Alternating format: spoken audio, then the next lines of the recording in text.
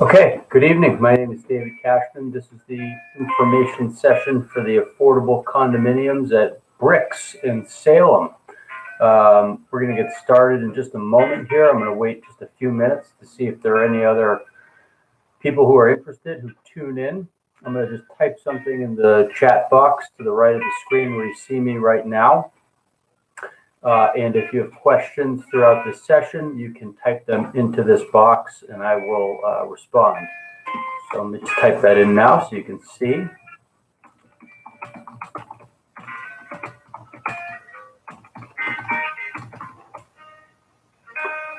And I assume everyone can hear me okay. If there's any issues with that, please type that into the box so I know. But yep, if you have questions throughout the session is for your benefit. I want to try and answer any questions that you may have and try and give you a picture of what this opportunity is, what some of the application criteria are, what the process is going to look like moving forward, how the lottery is going to work a little bit, and kind of how it proceeds for some households who have the opportunity to purchase a unit after the lottery. So if there are any questions right now, I'll take them. Otherwise, I'm going to just wait another minute here to see if we have any other households who join in, and then we'll get started.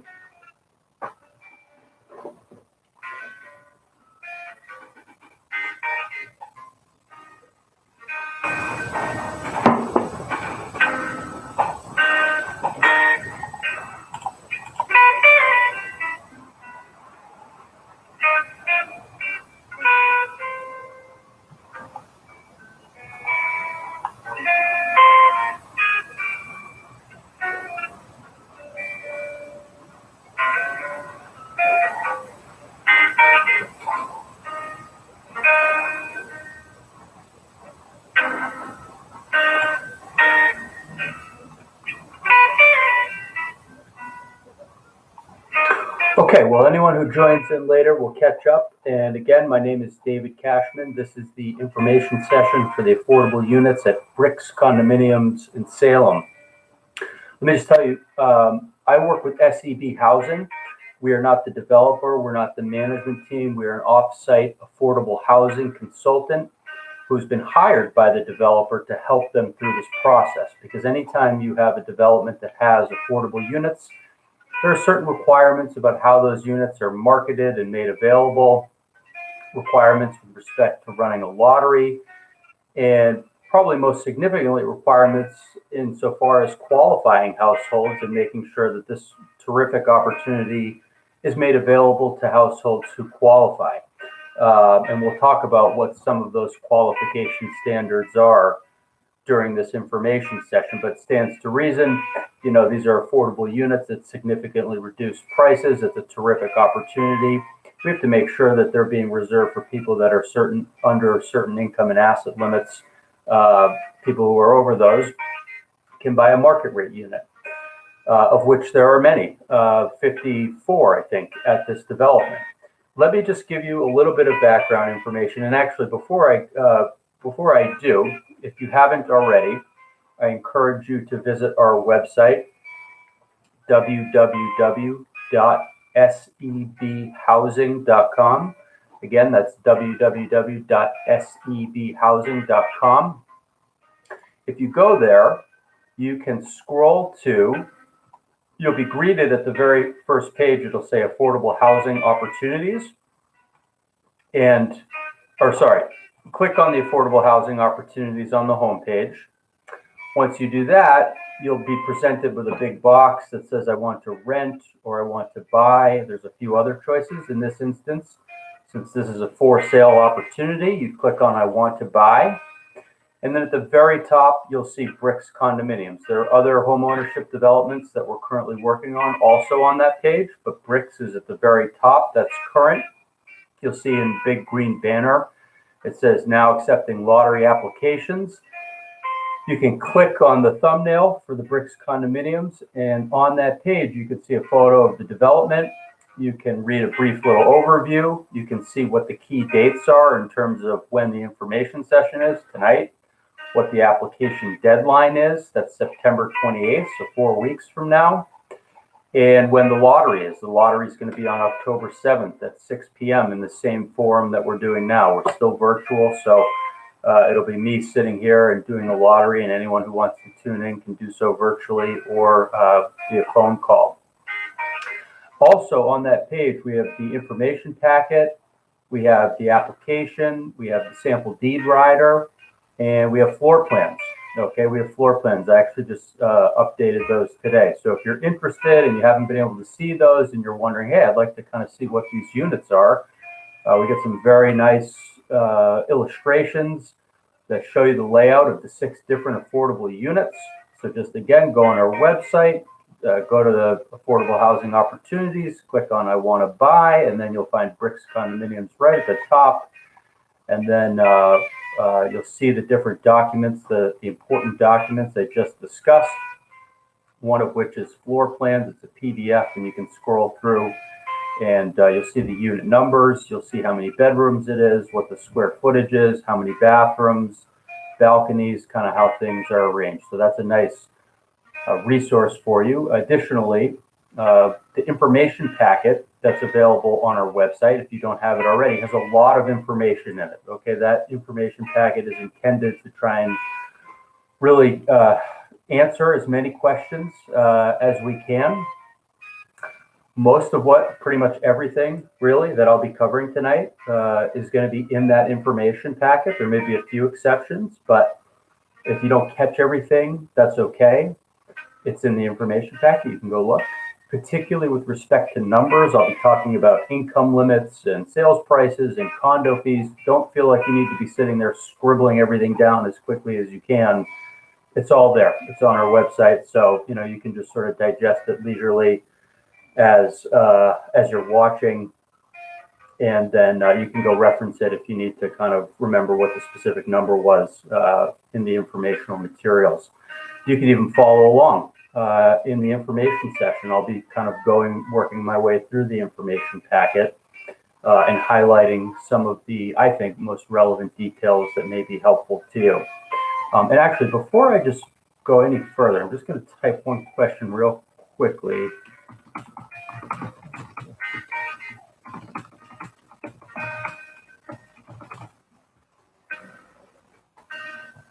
All right. So there are going to be 6 affordable homeownership units that are made available through this opportunity. And these homes are going to be made available to households making up to 80% of the area median income, often referred to as the AMI. AMI is a number that gets published by HUD every year in April. So every year they come out with new area median incomes for various geographic regions, including various geographic regions within Massachusetts. And there are different AMIs within the state. Salem happens to be part of the Boston, Cambridge, Quincy AMI, which tends to have the highest area median incomes. We'll talk about what the impact of that is later, but essentially what it means is that for this opportunity, your income limits, the income limits that apply are going to be a little bit higher than, say, if you were applying to an affordable opportunity in Amherst. Okay, if you had the same exact development with these same exact units and you just took the building, lifted it up, plopped it over and way out in Amherst, Massachusetts, you would have different income limits. They'd be lower. And so just anyway, something to keep in mind.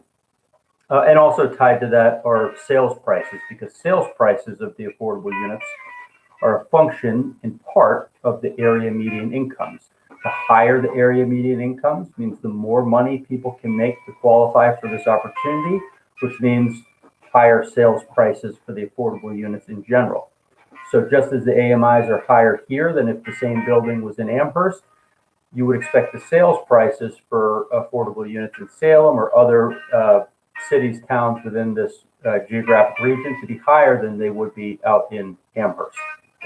Okay, so this development is located on the site of the former Salem District Courthouse, which I think is just down the street from the beautiful new Salem Superior Courthouse, right in the thick of kind of downtown Salem. You can walk to a lot of shops, restaurants. I think the PBD Essex Museum is fairly close. The commuter rail is right there, so you can go. It's a very transit-oriented development. People who end up living here will be able to just walk right over to the commuter rail.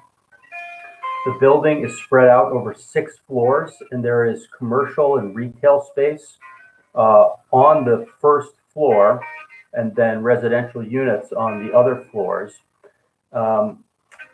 Let me give you just a little bit more of the details on the specifics of the units. So in the kitchens, you'll have high-end laminate countertops with stainless steel sinks. They come with a refrigerator, freezer, a range, and a dishwasher. The flooring is luxury vinyl tile, and it has LED lighting. The bathrooms, the vanities are also high-end laminate. They have grow or similar faucets, bathrooms with acrylic tubs. The bedrooms have full closets, many of them walk-in, also LED lighting, solid core wood doors, and luxury vinyl floors. So I think pretty much everything has been luxury vinyl floors. And also living rooms, again, luxury vinyl floors and LED ceiling lighting. I think all 6 of these units have balconies looking at the diagrams. And there's Wi-Fi service in the building and cable hookups in the individual units in the bedrooms and the living rooms. The building will be professionally managed. It has some very nice amenities, including a building concierge and a fitness facility. There's a library conference room and I think a courtyard that residents will have access to, in addition to a resident lounge. There are 6 total affordable units in a mix of 1-bedroom, 2-bedroom, and 3-bedroom offerings. So there is one 1-bedroom affordable unit. The sales price for that unit is going to be $271,600 with a condo fee of $199 a month. It has 1.5 bathrooms, and it's about 817 square feet. There are 4 2-bedroom units, but they're broken down.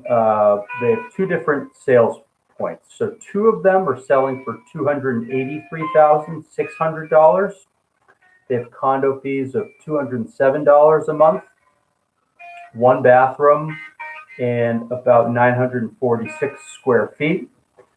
Then you also have 2 other 2-bedroom units. Those are selling for $305,600. The condo fees are $223 a month. They have 1 to 2 bathrooms, and those are over 1,000 square. One of them is 1,071 square feet, and the other is 1,356 square feet. And then finally, you have 1 3-bedroom unit that is going to be selling for $315,500. The condo fees are $229 a month. It has 2 bathrooms and is 1,171 square feet. So that's actually a little bit smaller than one of the the biggest 2-bedroom unit. Those condo fees cover the costs of the concierge services, common cleaning, common electric, gas, water, and sewer. They cover management fees, master insurance, repair and maintenance of the building, snow and trash removal, among other things. If you're one of the households that's able to move forward through the lottery, you should be able to be provided with a copy of exactly everything that the condo fees cover. So who is this opportunity for, and who's eligible? And actually, before I say it, let me just say this. I had mentioned, and it looks like a couple households have joined since I started, but I've given you a little bit of information about the units themselves, the price, the condo fees. I think one of the most important things I should say is, if this opportunity seems like it's of interest to you and you think you may be eligible, probably the most important information I can give you tonight is to get your application in early. Don't delay. The deadline's coming up later in the month in about 4 weeks. If there's anything missing from your application, we can take a look at it and let you know, and you can resubmit. But if you're interested in this, get that application in early, get the process started. You do have to submit a pre-approval with your application. You don't have to submit all the income and asset and tax documentation that will be eventually required of some households after the lottery who are moving forward. But you do have to submit a pre-approval. That process can take some time. So after you've watched this session, after you've had an opportunity to read through the information packet and the application, I would begin the process of getting the mortgage pre-approval, because that does need to be submitted with your lottery application. It'd be a shame if you're interested and you wait too long and you can't get that in time. Okay, so picking up where I was, let's talk about some of the general eligibility requirements for this opportunity. So everyone in the household must qualify as a first-time home buyer. We'll touch a little bit more on that in a moment. The entire household's income and assets must be under the program limits. We'll go into some more detail on that in a few moments. Households must be pre-approved for a mortgage. I just mentioned that. I mentioned the importance of getting that process started, and I'll include some further details on that piece as we move forward in this presentation. And then the fourth criteria is that households, anyone in the household or family member, cannot have a financial interest in the development or be a related party to someone on the development team. So the development team is Urban Spaces. If you are related to someone who works there, you do have to disclose that in your lottery application. But other than that, I don't think it's often that any affordable housing applicants have a financial interest in the development. The disqualifying factor among those two is sometimes someone who's a brother, a sister, an aunt and uncle of someone who's on a management or development team says, "Oh, that's great. That's so cool, Jim, that you're putting this building together. Thanks for letting me know. You're my uncle. I'm going to apply." You say, "Oh, actually, that's problematic. The program doesn't permit that." So if that doesn't apply to you, no problem. I don't need to say a whole lot more on it. I think that one is hopefully mostly self-explanatory. So let's touch on the first criteria I talked about, which is that everyone in the household must be a first-time home buyer, meaning that nobody in the household can have owned a home in the past 3 years. Okay, so this is nobody in the household can have owned a home during the past 3 years. Now, there are some exceptions to that rule. The ones, there are 5 in total, 2 virtually never come up. The 3 that, and you can read about these in the information packet, but the 3 that do sometimes come up are for displaced homemakers. So this would be someone typically who's been married, who worked primarily in the home without remuneration. They're going through a divorce, they're being displaced by the divorce, and now they're looking for a new home to buy. If that applies to you, that would be an exception to the first-time home buyer rule. Or somewhat similarly, a single parent. This again typically comes up in the context of someone who's been married. They have at least joint custody of a child, or are pregnant. They're being displaced by the divorce, and now they're looking for a new home to buy. Or an age-qualified household. This applies to households in which the person who's owned the home is age 55 or over. So if you're 55, 56, 60, whatever, and you currently own a home, you could meet this exception. Now, for any of the exceptions that I've mentioned, it's important to remember that the exception is simply saying that it's okay if you may have owned a home by yourself or jointly during the course of the past 3 years. Okay, so you're not prohibited based on that. However, you do still need to sell that home before you can purchase a home at Brix. So it may be that you need to finalize that divorce so you can get your name off the deed by the time you're able to move forward on buying a unit at Brix. Okay, so for any of these exceptions, all it's saying is it's okay. You're not precluded by the first-time home buyer rule if you own a home right now, but you do still need to sell it to be at the time. It doesn't need to be under a purchase and sale agreement by the time you move forward in reserving a unit at Brix, because you can't own two homes in this opportunity. Now, second criteria is households have to be under the income and asset limitations. And again, that probably comes as no surprise. These are affordable units being made available at a sales price that is significantly less than the sales prices of the market rate units in this development. And I can tell you that market rate units at this development are selling for $500, $600, $700, $800, even more, $1,000, $500, $600, $700, $800,000. So these units are, half, maybe not even quite half of the market rate equivalents in the building. And it stands to reason that if they're being sold at an affordable, reduced price, that they're going to be made available to people who meet certain income criteria and asset criteria. So let's talk first about income. Households have to be under certain income limits. Those are set at 80% of the area median income. And those income limits are broken down by household size. So the income limits are different depending on the number of persons who are applying in your household. A household size of 1 is going to have a different income limit than a household size of 2 or a household size of 3.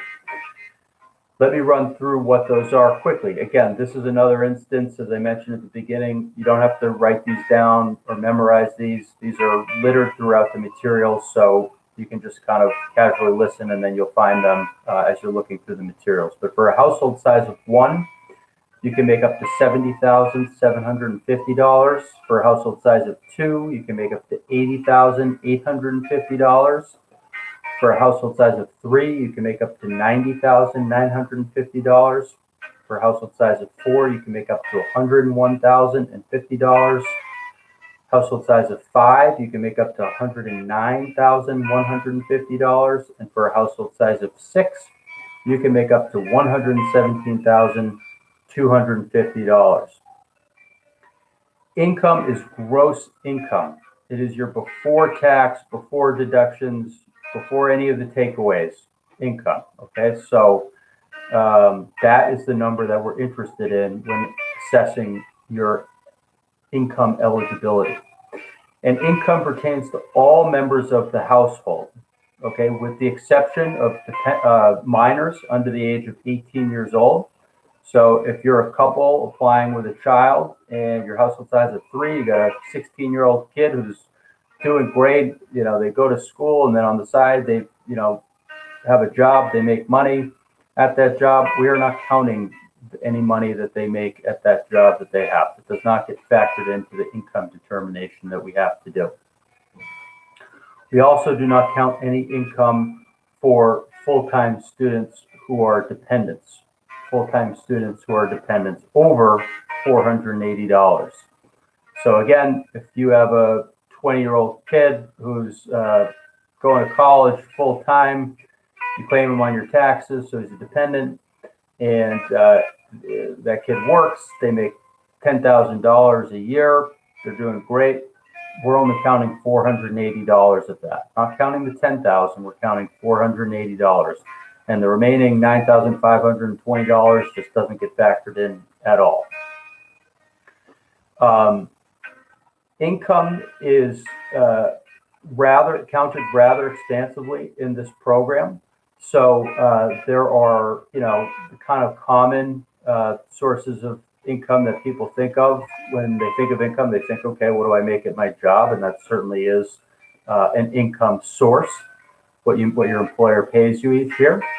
But there could be other sources as well. You could have actually regular mass state unemployment benefits that count if you're not working right now, or reduced work. That's those unemployment benefits count as income. Or maybe you're receiving a child support or alimony or Social Security or Social Security disability benefits.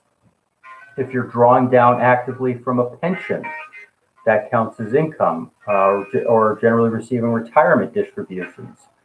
If you're receiving workman's compensation, if you receive periodic payments from family or friends, recurring gifts, and the key here is recurring, not a one-time or once in a blue moon, but if it's recurring, if it's every week or every 2 weeks or every month, you have a wealthy uncle who cares about you and they're trying to help you out because life can be tough and it's expensive, and they send you money every 2 weeks to help with life's expenses. That's really nice. And if we see those deposits coming into your bank account every single month or every 2 weeks, we have to count that as income. That's not something many people would generally think of as income, but in the program it does count. There's also interest income. So if you have assets that generate income, like a bank account, those don't typically generate a lot, but they generate some. That depends in part how much you have. Usually get some interest there, and that interest that your asset creates does count as income. There can be other sources too. So when you fill out the application, you will see that we have created an income table. And the purpose of that income table is in many ways to kind of jog your memory to make sure that you are listing all the various different sources of income that you have and accounting for all of them. Because it's easy, quite frankly, it's easy to just think, okay, what do I make at my 9-to-5 job? That's my income.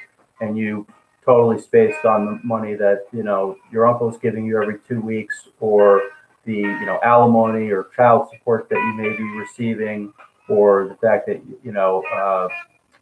some other source that you may have. So look through that table. I highly recommend it. Spend some time with it. Make sure that you go through it. And if something's applicable, you list what your gross monthly income is.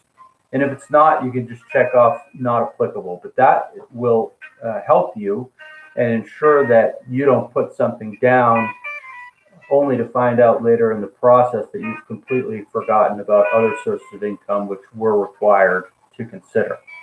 I should say also that income is counted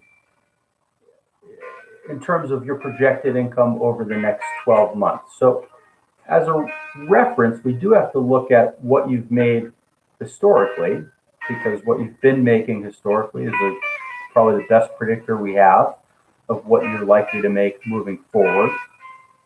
But it also means that we're not necessarily tied to what you've made in the past, if more recent evidence suggests otherwise. So as an example, if in 2020 you made $80,000, and that's what's reflected in your tax returns, but in 2021 maybe you reduced the number of hours that you're working at your job, and you have a clear pattern history that you've gone from full-time to part-time, or you left that job and you went to a different job and now you're not making 80,000, you're making 68,000, but you find your new job much more rewarding, or whatever. If your more current, recent statements, pay stubs or what have you, indicate that you're not making what you made in the past, what you made in 2020 or something like that, then we're going to take the more recent value and use that to project forward. Okay. Now, on the flip side of that,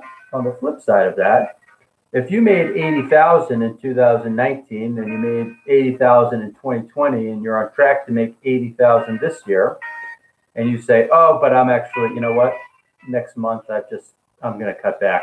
But you have no history of that. Okay. You're just talking about something that's going to happen in the future, but you don't actually have a history of it that demonstrates it.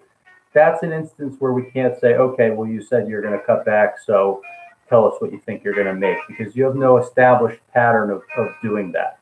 And if that were the case, then anyone could just say, oh, I'm over the income limit. Actually, I'm going to cut back at work and make less, so this is what you should count. Okay, that would just obviously not work. So, we do have to, in projecting forward, we have to have some documentary evidence that supports what you claim your income is. But as you fill out your application, when it's asking you what your income is, it's really asking, what are you projected to make over the next 12 months? That's how we're factoring in. That's how we're going to be calculating your income when we do the income determination.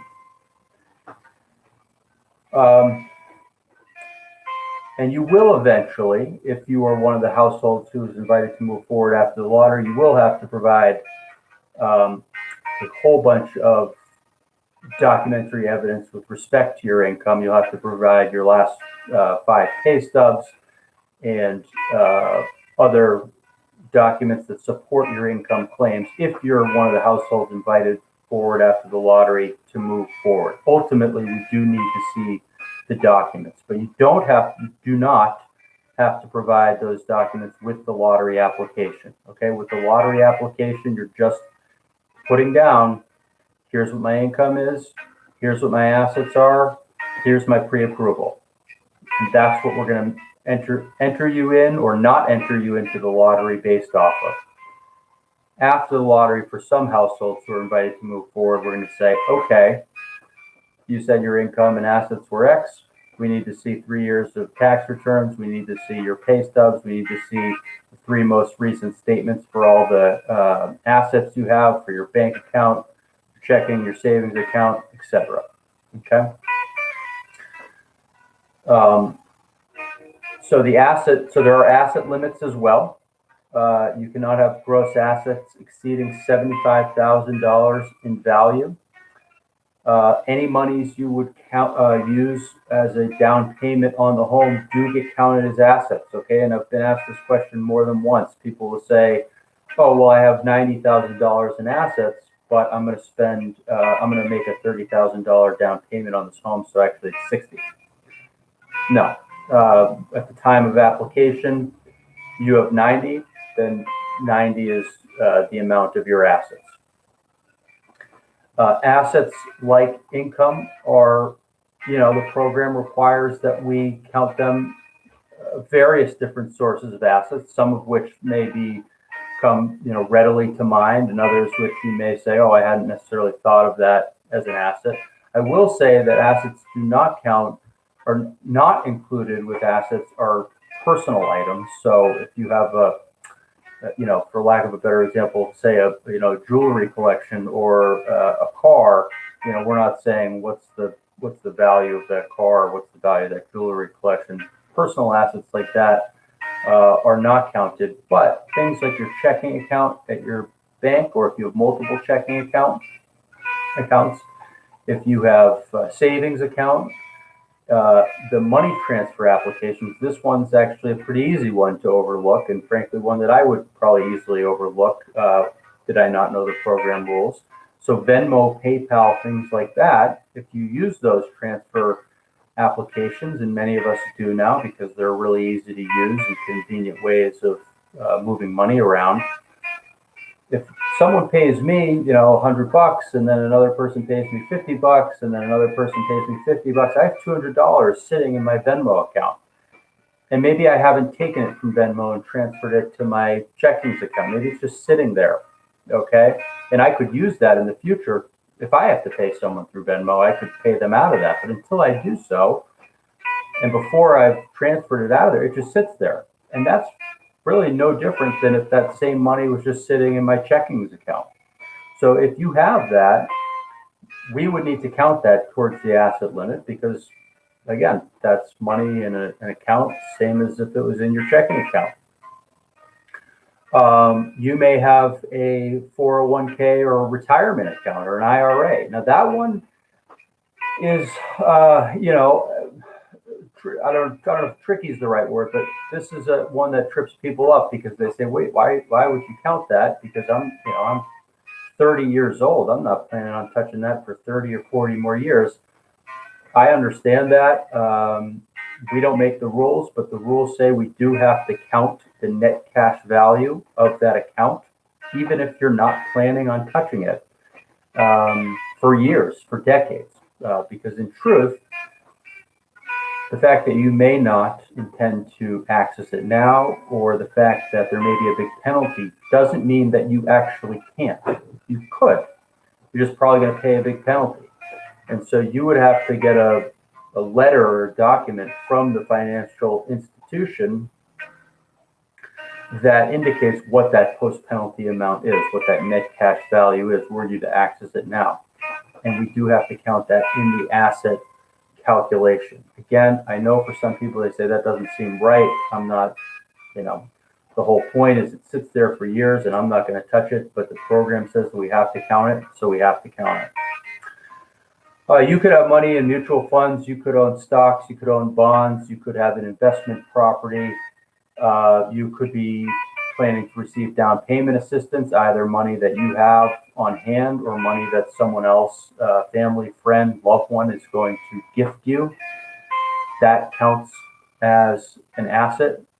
And when you're filling out your application, when one of the first questions asks, list your mortgage pre-approval and list what your assets are, you would include that within your asset total, right? So if you have $20,000 in your bank account, you're going to receive $10,000 from a family member to help with the down payment. Then you would list $30,000, okay? Because that down payment assistance that you would receive from them does count as an asset. And then obviously the biggest one is real estate. I think we've talked about that one a little bit already. The general rule is you cannot have owned a home within the past 3 years. There are sort of the 3 common or more common exceptions for householders over the age of 55, or a displaced homemaker who owned a home with their spouse. They're being displaced by the divorce, or a single parent who's also is in a relationship, is being displaced and has at least joint custody or is pregnant. Those are the exceptions to that general prohibition, but in all instances, those households do still need to sell the home before they can purchase a home at Brix, because you can't own more than one home in this program. But any monies you would receive from that real estate, any equity that you have from the sale of that home, does get counted towards the asset total. So if you're going to sell it for $400,000 and the bank needs to be paid off $350,000, then $50,000, and you're going to get $50,000. Well, then $50,000 gets added to your asset total. Okay, so again, that's touching on income and assets somewhat briefly. They are outlined in more detail in the application. And I should say as well that if and when you submit a lottery application, and if you are eligible, you will receive a document requirements guide. And that guide is going to describe in detail the specific documents that will be required if you are invited to move forward after the lottery. So if you're serious about this opportunity, and it's a great opportunity, then after you submit your lottery application and when you get that letter saying that you're eligible, and you get the guide from us, you should really start looking through that guide and begin to assemble a file of the documents that will be required. Because eventually, after we do the lottery and we start inviting households forward, there's going to be a pretty quick turnaround in the amount of time that you have to provide those documents. It's going to be about a week. And if you haven't done anything to begin to assemble all of those documents, that may be too quick. You may not be able to get all of them in time, and then 7 days goes by, you don't have it, and bang, you've lost this great opportunity. So if you are interested in this, when you get that if you're eligible for the lottery and you get that letter from us confirming your eligibility and you get the document requirements guide, and I know it's dense and I know it's pretty thick, it's certainly not the most interesting reading in the world, but it's got a lot of good information in there, and you need to start looking, not need to, but you should start looking through that if you're serious about this and start collecting those documents, because there's a lot that's required. You're going to need, 5 pay stubs, and if you're self-employed, you're going to need to be able to fill out profit and loss statements, and you're going to need to be able to provide supporting documentation for those profit and loss statements. Those take time.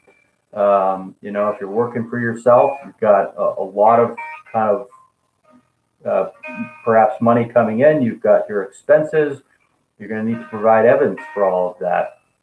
It takes time to put all of that together. So if you wait till the 11th hour, that may not provide you enough time. You're going to need to provide the 3 most recent statements for all of your assets. So, again, you want to just start putting that file together so you're not racing after the lottery to get it all together. Okay, so I had mentioned already that with your lottery application, you do need to also provide a mortgage pre-approval. Page 10, okay, page 10 of the information packet lists what the mortgage pre-approval standards are. And I would recommend that after you've had a chance to look through the information packet, take that page, make a photocopy, create a duplicate, rip it out of the information packet, whatever you want to do. And you can go to a lender and show them that and say, hey, I'm going to apply for this terrific opportunity at the Brix. They got affordable units there. It's a brand new building. It's beautiful. I'd like to live there. I need a mortgage pre-approval. Here are the mortgage standards. I need a product that's going to meet these standards. And so you want to do that because you want to go to someone who's ultimately, if and when the time comes, going to be able to deliver, going to be able to get you a loan and not back out because they say, oh, I didn't really realize, what this opportunity was, and I didn't realize there's a deed restriction on the unit. In fact, I'm sorry, we can't actually give you a loan like I said we could. So put this in front of them so that they know exactly what the requirements are, and so that when they say, yes, here's your pre-approval, that is a more meaningful pre-approval than from someone who maybe doesn't have all of the information. You can also bring them the sample deed rider because they are going to be made aware of it. And for some lenders, that can be problematic, including, as you'll see, for FHA or VA loans. You're not going to be able to close with one of those loans in all likelihood, not because the program has any prohibition against them, but because they will not accept the terms of the deed riders that have certain restrictions and requirements on these units. So in addition to this page, you can even print out the sample deed rider from our website, and you can bring it to a bank or mortgage lender and say, hey, this is what I'm working with. Will you be able to provide a pre-approval when the time comes, a commitment, given these requirements? The mortgage has got to be a fixed, you can't have an ARM, it can't be an adjustable rate mortgage, it's got to be 30-year fixed rate, it's got to have a current fair market interest rate no more than 2 percentage points above the mass housing rate. It can't be more than 97% of the home price, so you cannot finance, 98, 99, 100%. You've got to be able to come up with 3%. So those are the general standards, and we also go to a lender that is familiar with that. That's a terrific product, and you'll be in good hands if that's what you're getting. We've also listed Diana Carvajal first. She works at Boston Private. We've listed her phone number and her email. Diana is great, really nice, responsive. Boston Private's a great institution. They do a lot of affordable housing lending.